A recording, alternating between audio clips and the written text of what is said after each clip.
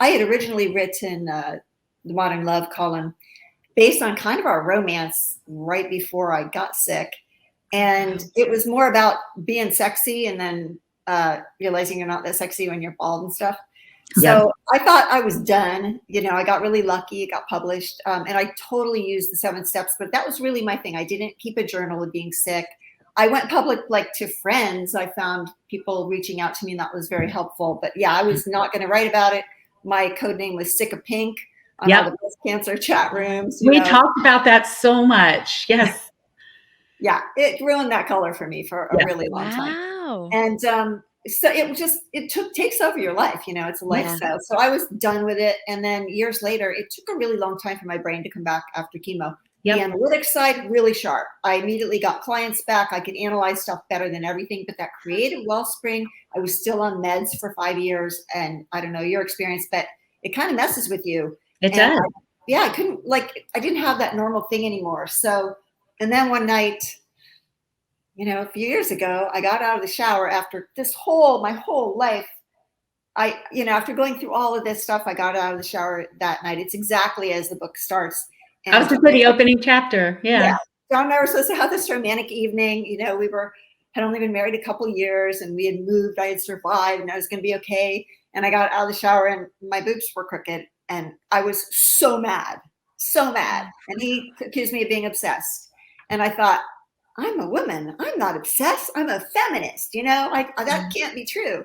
And then I realized my whole entire life had kind of been dictated by wanting breasts, wanting a bra, wanting bigger boobs, wanting to hide them for work, wanting to, I pushed them up to date. And then at one point, my mom talked me into getting a boob job. Then I got sick. And then my kids had different reactions to their boobs. I had daughters and nieces.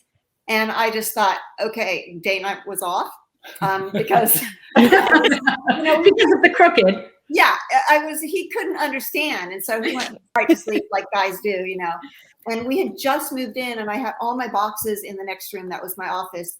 And I started pulling out pictures and scrapbooks. My favorite ones were on top. And I had this picture of me and my mom and my little sister, all of us in red bikinis. And I immediately cracked up because we were dressed in little red strips covering our nipples. And I remember how hard it was for my sister, who was 1.5, who could not keep the strip over her nipple. And it cracked me up. And I thought, wow, that's when it starts. And so just by looking through all of my life, and I realized that I could track my whole life this way. And then I started doing research, which was kind of an easy thing for my brain to do.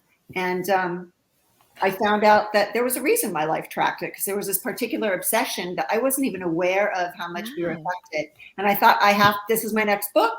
This will be an easier thing than making something up.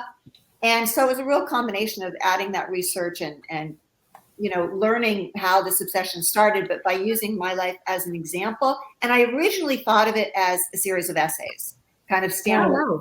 Yeah. And I definitely use the 7 steps. It's just like all you guys know, when you write a novel, every chapter has to have the rising action and the question and the partial answer. And then the next question. That's kind of the 7 steps of every chapter. And essays are the same way.